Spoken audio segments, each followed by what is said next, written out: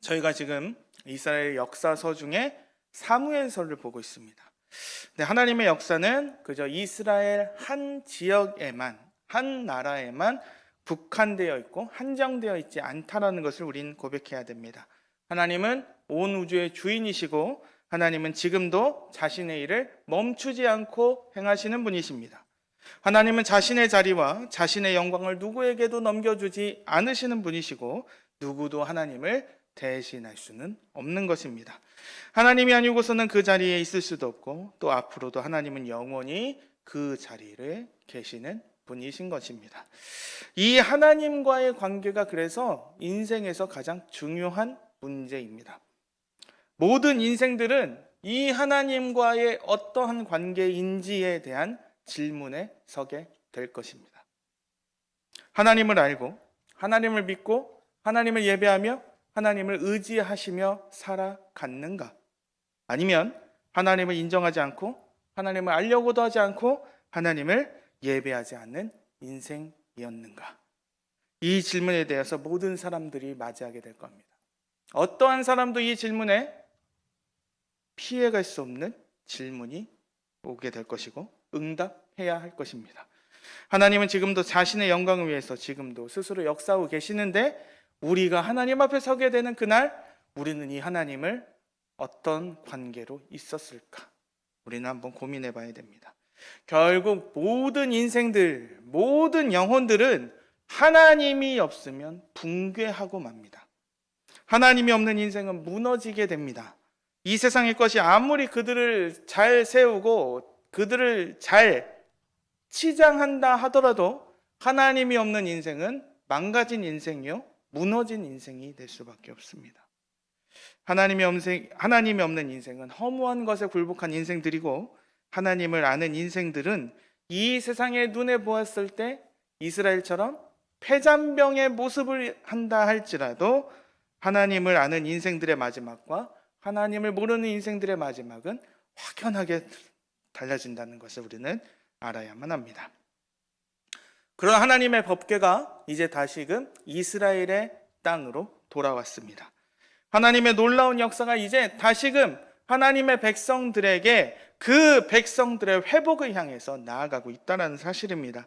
하나님을 몰랐던 블레셋의 제사를 뒤로하고 그리고 심지어 하나님을 알았지만 불경건하게 하나님을 대했던 벳세메스의 일을 뒤로하고 이제 하나님의 궤가 기럇 여아림이라는 곳으로 옮겨지게 됩니다. 그리고 그곳에서 특별히 거룩함으로 구별되게 하나님을 향한 예배가 다시 회복되게 되고 드디어 이스라엘은 사모하게 되고 20년간의 그 사모함의 결과가 평화가 있게 된다는 것입니다.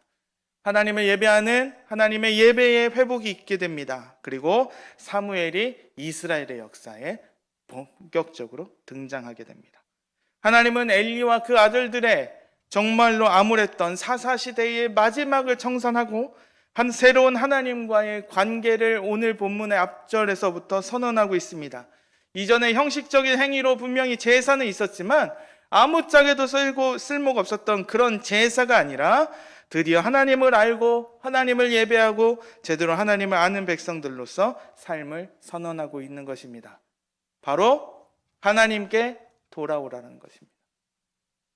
하나님의 말씀을 희귀했고 자신의 뜻이 하나님의 뜻보다 더 높게 생각해서 자기의 뜻대로 살아가는 하나님의 백성들의 결론이 하나님의 영광이 그들을 떠난 이가봇의 시대를 지나서 이제 다시 한번 지금도 살아계시는 하나님의 영광으로 하나님께서 그들을 회복시키는 그 역사의 자리로 이스라엘이 돌아와야 한다는 사실입니다. 그리고 그들에게 선포되어지고 하나님의 평화가 있을 것이라고 사무엘은 선언했습니다. 하나님께 하나님의 백성들이 다시 돌아오는 시대가 이제 열렸다는 것입니다. 우리가 보고 있는 모든 만물은 결국 하나의 목적을 향해 만들어졌습니다. 제가 예를 하나 들어보겠습니다. 이 마이크가 있습니다. 마이크는 제가 이렇게 온을 하고 이 연결이 돼서 앰프와 스피커를 만나서 소리를 전달하는 역할을 하고 있습니다. 그렇죠? 제가 이렇게 마이크를 들 겁니다. 근데 이 마이크를 갖고 던지기 놀이를 한다든가 이 마이크를 갖고 사람을 때리면 사용은 할 수 있겠으나 마이크의 원래의 역할을 하지 못하는 것입니다. 그런데 우리의 인생에 모든 인생들 각자의 모습이 각각 다르지만 모든 인류의 탄생의 목적이 있습니다. 그게 바로 하나님의 선언이 그렇게 있습니다. 하나님을 영화롭게 하고 하나님을 기쁘게 하는 역할인데 이 이야기가 하나님이 이렇게 선언하셨습니다. 이사야서 43장 21절입니다. 다 같이 읽어볼까요? 시작. 이 백성은 내가 나를 위하여 지었나니 나를 찬송하게 하려 함이니라. 아멘. 우리의 모든 인생들은 하나의 목적이 있는데 그게 무엇이라고요? 하나님을 찬송하는 겁니다. 하나님을 찬송한다는 건 무엇일까요? 하나님을 음율의 찬양으로만 해야 되는 겁니까? 내가 노래를 못하면 하나님을 찬송하지 않는 건가요? 하나님을 찬송한다는 것은 다른 게 아닙니다. 이 하나님을 기뻐하는 겁니다. 그리고 이 하나님을 나의 입술로 고백하는 겁니다. 그리고 모든 귀가 있는 사람들에게 하나님은 살아계십니다. 하나님은 이러한 일을 행하시고 하나님은 놀라운 일을 행하셨습니다라는 것을 전하는 인생들이 되어야 한다라는 것입니다. 그게 바로 우리의 인생인 거고 우리가 이 땅에 살아가야 할 목적인 것입니다. 우리가 살아가는 방식, 우리의 직업, 우리가 좋아하는 것, 우리가 싫어하는 것, 우리가 잘하는 것, 우리가 못하는 것 다 다르죠. 80억의 인구가 다 다릅니다. 그러나 하나의 동일한 목적이 있는 것은 바로 우리가 하나님을 찬송하는 것이고 우리가 살아가는 모든 행위가 하나님을 영화롭게 하고 하나님을 기뻐해야 하는데 아쉽게도 모든 인간들이 그러한 인생들을 거부했습니다. 하나님과 상관없이 살아가려고 했다라는 겁니다. 그런 인생들에게 악간의 붕괴가 있다라고 말씀드렸습니다. 그런 인생들이 이제 어떻게 해야 될까요? 다시 돌아와야 됩니다. 다시 하나님을 예배하는 자리, 다시 하나님을 찬양하는 자리, 다시 하나님을 기뻐하는 그 자리로 돌아와야 한다는 것입니다. 북이스라엘, 남유다, 아니 모든 이스라엘의 역사가 결론적으로는 이 이야기를 계속 다루고 있습니다. 하나님께 돌아와라. 하나님의 백성으로 살아야 된다. 하나님의 나라로서 너희는 이 세대에, 이 시대에 그렇게 살아가야 한다라고 했는데 하나님의 백성들이 하나님을 진정으로 알려고도 하지 않고 예배하지도 않고 하나님의 말씀대로 살아가지 않았다라는 게 가장 큰 비극이란 사실이고 오늘의 사무에서는 다시 한번 이야기하고 있는 겁니다. 다시 돌아와야 된다는 겁니다. 그래서 이사야 선지자는 다시 돌아와야 할 하나님의 백성들의 이야기를 이렇게 선언합니다. 이사야서 55장 6절에서 7절입니다. 너희는 여호와를 만날 만한 때에 찾으라. 가까이 계실 때에 그를 부르라. 악인은 그의 길을, 불의한 자는 그의 생각을 버리고 여호와께로 돌아오라. 그리하면 그가 긍휼히 여기시리라. 우리 하나님께로 돌아오라. 그가 너그럽게 용서하시리라. 아멘. 사무엘은 이 사실을 알았다는 겁니다. 아무리 악랄한 죄인이라 할지라도 그가 하나님을 향해서 다시 돌아올 수 있는 기회가 주어졌다라는 사실입니다. 그래서 우리는 돌아와야 한다는 것입니다.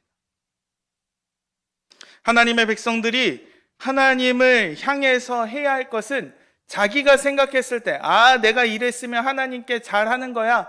자기의 생각대로 하나님을 예배하고 하나님께 기도하는 것이 아니라 하나님께로 돌아오는 것, 하나님의 방식대로 하나님의 뜻하는 대로 살아가야 한다라는 사실입니다. 망망대해 속에서 방황하던 뱃사람들이 이전의 세대들은 어떻게 그 어두컴컴한 밤에서 길을 찾았냐면 바뀌지 않는 북극성을 어떻게 해서 찾아보고 그 북극성에서 봐서 나의 위치가 어디 있는지 바라보고 방향을 정했던 것처럼 이 세상에 실패와 좌절을 겪는다 할지라도 아니면 이 세상에 우리가 성공을 겪는다 할지라도 우리는 우리의 인생 가운데서 변하지 않는 그 사실 하나님을 향해 우리의 얼굴을 들어야 되고 하나님을 향해 하나님의 은혜를 향해 하나님의 뜻을 향해 우리는 나아가야 한다는 것입니다. 그래서 우리는 반드시 하나님께 돌아와야만 합니다. 진정으로 필요한 것은 우리가 하나님께 돌아설 때 하나님의 놀라운 능력이 벌어지게 된다는 것입니다. 사무엘은 이제 그들에게 있는 우상들, 이방신들과 아스다롯을 제거해야 한다라고 얘기합니다. 우리가 여기서 바라봐야 하는 것은 이방신들의 언급 중에서 아스다롯이라는 이름입니다. 아스다롯이에요. 사사기에는 이스라엘 백성들이 죄를 범했을 때 우상들을 따랐다라고 얘기합니다. 그게 한 이름이 두 개가 나오는데 하나가 바알과 아스다롯입니다. 이 둘이 사실은 부부예요. 바알은 다 아실 거니까 넘어가고, 아스다롯은 바알의 아내 신입니다. 아스다롯은 동식물에게 생명을 주는 신이고 사랑과 쾌락의 신이고 풍요와 다산을 주는 신으로 알려져 있습니다. 이 이야기가 왜 여기서 나온지 우리가 한번 살펴봐야 되겠습니다. 이스라엘의 광야의 40년의 역사를 우리가 한번 살펴보면, 이 40년의 역사는 하나님의 백성들은 하나님이 주시는 은혜로 하루하루를 살아간다라는 것을 절절하게 경험하는 시간이었습니다. 그들이 애굽에서 나오는 과정을 생각해 보십시오. 10가지 재앙이 있었고 홍해를 가르셔서 그들이 그 홍해를 마른 땅처럼 지나갔다고 얘기하고, 광야의 어려움을 지키시고 먹을 것과 마실 것을 주시는 그 모든 과정이 바로 하나님이 하나님의 백성을 향해서 열심을 내시고 은혜를 주셨기 때문에 우리가 오늘 하루도 하나님이 주시는 은혜로 우리가 살아가는구나라는 것을 절절하게 겪는 시간이었다는 겁니다. 자그마치 40년입니다. 아침에 일어나면 만나가 주어지고, 목이 마르면 반석에서 물이 터지고, 전쟁이 날 때 아무것도 없는 사람들이 갑자기 전쟁에서 이길 수가 있게 되는, 성을 공격했을 때 하나님이 그들을 용사로 만드셔서 그 성이 무너지게 되는 그런 놀라운 일들, 전쟁과 정복의 그 모든 과정들을 지키시는 놀라운 은혜로 살아가는 모든 과정이었습니다. 근데 이제 이들이 광야를 벗어나서 가나안 땅으로 들어갑니다. 어떻게 될까요? 이제는 가나안의 광야에서는 하늘만 바라봤습니다. 만나를 주시면 만나 먹고, 메추라기 주시면 메추라기 먹고, 제사하고, 그렇게 구름이 뜨면 움직이고 구름이 앉으면 그 자리에 앉았고, 그렇게 살아가던 사람들이 이제는 농사를 지어야 합니다. 근데 그 당시에 가나안에서는 농사를 지으려면 어떻게 했냐면 바알과 아스다롯을 섬겼던 거예요. 그 사람들은 농사가 안 될 때는 바알과 아스다롯을 섬기며 나아갔던 겁니다. 그래서 그곳에 있는 그곳 성전에 있는 사람들과 매매춘을 하면서 그들은 그렇게 예배를 드렸습니다. 그들에게 농사를 지어야 하는 그런 시절에 이스라엘이 딱 봤을 때는 가나안의 방식을 따라서 그들은 살아갔다라는 겁니다.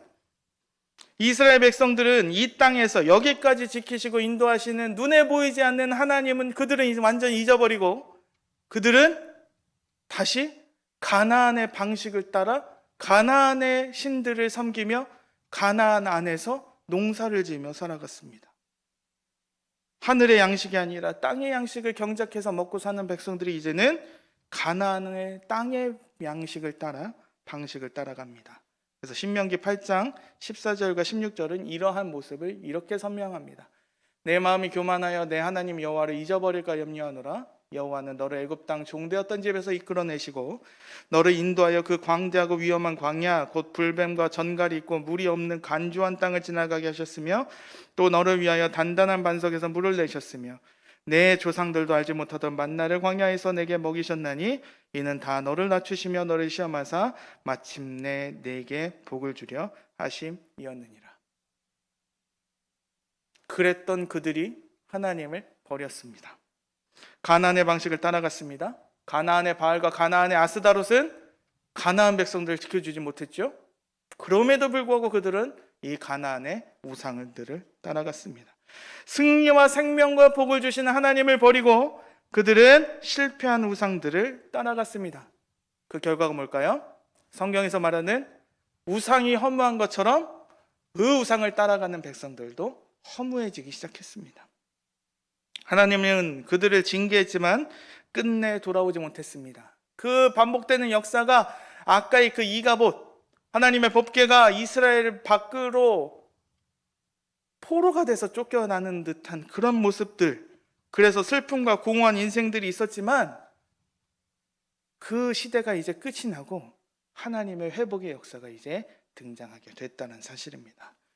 하나님의 회복이 하나님의 승리하심 속에 있었고 이제 하나님의 백성들이 하나님의 그 자리로 돌아와야만 합니다. 이전에 자신들이 영원할 것 같았던 가나안의 방식, 가나안의 우상들과 자신들의 번성과 풍요를 준다는 아스다롯과 그의 우상들을 버려야 하고 진정한 회복과 은혜와 평안을 주시는 하나님께로 돌아와야 한다는 겁니다. 그 하나님이 부르실 때에 그 은혜가 선포될 때에 우리는 돌이켜야만 합니다. 그 돌이킴은 이전의 인생 속에서 우상들 있고 바알과 아스다롯 있고 그 위에다가 하나님을 더하는 게 아니라 바알과 아스다롯은 다 버려두고 이제 하나님을 향해 나아가야 한다는 것입니다. 하나님과 나 사이를 방해하는 그 모든 것은 다 버려두고 우리는 하나님을 향해 살아가야 하는 인생들이 되었다는 것입니다. 그리고 다른 것을 찾지 않는 인생들이 바뀌었다는 겁니다. 이전의 우상들이 아닌 눈에 보이지는 않지만 여기까지 살아계시고 인도하시는 하나님의 은혜를 갈망하는 인생들이 되는 것입니다. 하나님을 찾고 의지하고 하나님의 선택을 따라서 살아가는 인생들로 바뀌었다는 사실입니다. 자, 이제 하나님의 백성들은 그렇게 하기 위해서 미스바라는 곳으로 모입니다. 그리고 그곳에서 기도하며 금식합니다. 하나님과 나 사이의 우상들을 버리고 여러 개의 가능성 중에 하나님이 아니라 오직 하나의 가능성인 하나님만을 집중하며 하나님을 향해 전심으로 따라가는 인생들로 바뀌게 해달라고 그들은 회개하며 기도하며 나아갑니다. 이전에 잘못된 인생들의 회개와 결심이 있는 곳으로 하나님의 백성들이 모였습니다. 그들은 금식으로 겸허하게 하나님을 찾습니다. 그리고 하나님께 회개했습니다. 사사기의 그 암흑 같은 시절을 이제 벗어나서 이제 그들은 하나님의 진정으로 찾는 새로운 인생들이 되었습니다. 이전에 사사기의 문제점 중에 하나가 또 뭐였을까요? 사사기의 이야기를 보면 전체 이스라엘에 관한 이야기가 별로 나오지가 않습니다. 각자 개개인, 각자 지파들의 일이 아니라 전체 이스라엘이 하나가 되어서 하나님을 향해 모였습니다. 새로워지기를 원했고 자신들의 원하는 방식대로 하나님을 움직이는 것이 아니라 하나님이 원하는 대로 그 백성들이 모이기 시작했다는 겁니다. 그러한 곳에 하나님의 대적들도 주목하기 시작합니다. 그리고 그 대적들, 이스라엘에게 참패를 주었던 블레셋 백성들이 다시 공격하기 위해 모였습니다. 블레셋은 아직도 자신들이 하나님에 대한 당한 일들을 기억을 못하는 것인지 아니면 복수를 하려고 모이는 것인지는 모르겠으나 여전히 하나님의 일에 그들은 예배의 자리가 아니라 하나님을 대적하고 이스라엘 백성들이 여전히 자기의 밑에 두려고 다시금 공격하려고 했습니다. 자, 문제는 여기서 등장합니다. 이스라엘의 상황이 좋지 못했습니다. 이스라엘의 상황이 더 최악이었습니다. 군대가 모여있는 거 아닙니다. 모든 그냥 백성들만 모여있던 곳입니다. 군대가 모여있다 하더라도 상대는 얼마 전까지 이스라엘을 향해서 얼마나 참패를 주었던, 정말 이스라엘을 향해서 잘 싸웠던 블레셋이었습니다. 이스라엘에게 강한 무기가 있는 것도 아니었고 아까의 고백처럼 그들은 금식하며 줄여 있는 상황이었습니다. 감당할 힘을 갖지도 않은 채 그들은 그러한 모습 속에서, 그러나 이 미스바에 모인 이스라엘 백성들은 이전과 다른 모습을 보여주게 됩니다. 다시 기럇 여아림으로 사람을 보내서 법궤를 끌고 오는 것이 아니라 바로 그 자리에서 그들은 놀라운 하나님의 은혜의 역사를 바라보기 원했습니다. 그들은 이제 하나님의 백성들에게 하나님의 구원의 역사가 이 자리에 임하기를 원했다라는 사실입니다. 그래서 이전의 방법으로, 사람의 생각으로 법궤를 우리와 함께하면 우리가 그 하나님의 힘으로 이길 수 있겠다는 것이 아니라 진정으로 하나님을 찾고 예배하고 기도하며 바라는 인생들에게 주어지는 하나님의 구원이 지금 이 미스바에서 있기를 간절히 구원했다는 것입니다. 그래서 사무엘은 그런 백성들의 요청을 그대로 이루며 기도했습니다. 적들이 향해서 무너지는 이 황급한 순간에도 사무엘은 무너지지 않고 제사를 드렸습니다. 그랬던 그들에게 하나님의 구원이 임했다는 사실입니다. 군대와 군대가 싸워서 참패를 당했던 그 기억이 차마 사라지기도 전에 아무 힘이 없었던 이스라엘 백성들에게 하나님의 구원, 하나님의 승리가 주어졌습니다. 하나님의 우레가 블레셋 사람들에게 떨어집니다. 하나님은 하나님의 승리로 그들에게 응답하셨습니다. 하나님의 백성들에게는 진정한 기쁨과 승리가 이스라엘 백성들에게 임했습니다. 블레셋은 참패를 당했고 이스라엘 백성들에게 추격을 당합니다. 이스라엘 땅에 회복이 있습니다. 전쟁에서 승리하고 평화가 주어집니다. 하나님의 백성들에게 힘이나 무기로 승리를 거두는 게 아니라 하나님의 살아있는 역사로 그들을 향해서 보여주었다는 것입니다. 그래서 사무엘은 그러한 역사를 하나의 돌을 취해서 선언했습니다. 그게 우리가 흔히 알고 계시는 에벤에셀이라는 이름의 돌이었습니다. 하나님이 여기까지 도우셨다. 모두 다 부인하지 못하게 역사하시는 하나님. 그래서 하나님의 백성들에게 하나님이 그들에게 먼저 승리의 주로 모이셨고, 그리고 그들이 하나님께 모이자 분명 하나님은 이방인들 대적과의 싸움에서 이기심으로 자신의 백성들을 도우시는 분이시라는 것을 모든 사람들이 부인할 수 없는 하나의 돌을 가지고서 증거를 삼아 선언하고 있습니다. 이 돌에 있는 그 자리에 우리는 볼 수밖에 없습니다. 우리가 하나님을 의지할 때에 분명 하나님은 자신의 백성들을 도우시는 분입니다. 아까의 언급처럼 모든 가능성 중에 하나의 가능성이 아니라 오직 유일하게 있는 우리의 하나의 가능성, 바로 하나님이 우리의 유일한 길이고 유일한 승리를 주시는 분이시고 이 세상에 눈에 보이지는 않지만 유일한 근원이신 하나님이 지금도 살아계시고 역사하는 분이시라는 것을 선언하고 있다는 사실입니다. 13절은 이러한 에벤에셀의 사건이 단 한 번의 사건이 아니었음을 얘기합니다. 이후에도 하나님의 손이 하나님의 사람들을 지키시고 있었습니다. 하나님의 평화가 하나님의 사람의 통치 속에서 이루어졌습니다.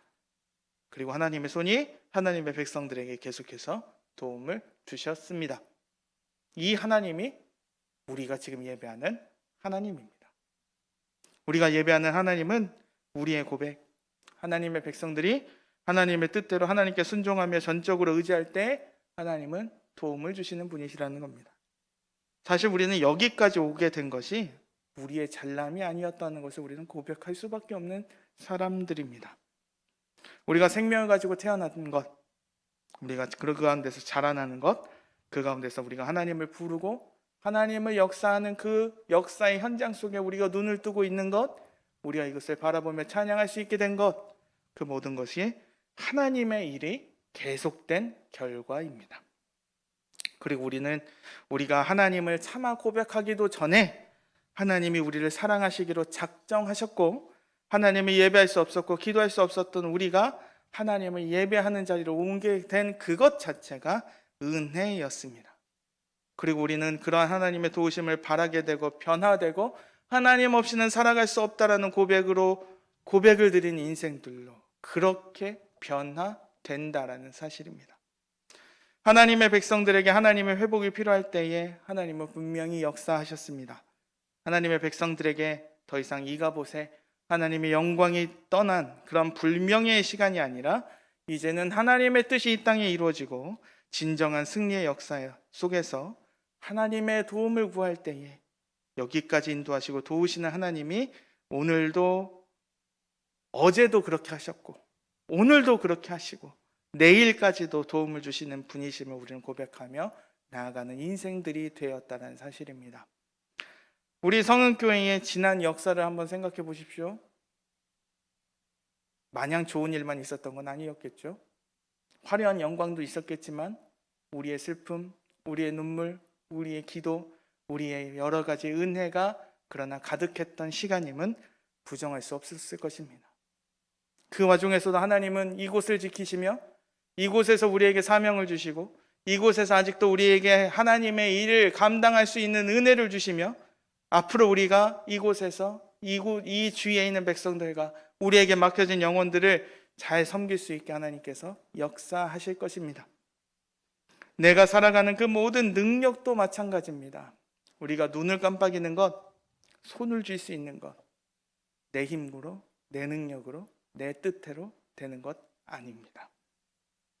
하나님이 내게 주신 은혜의 결과로 우리는 그렇게 살아갔던 것입니다. 그리고 우리는 하나님의 형상으로, 우리는 하나님께 말씀과 기도로 교제할 수 있는 은혜도 주어진 백성들입니다. 심지어 우리는 하나님의 아들을 통해서 하나님께 나아갈 수 있는 사람들입니다. 우리는 회개할 수 있는 것입니다.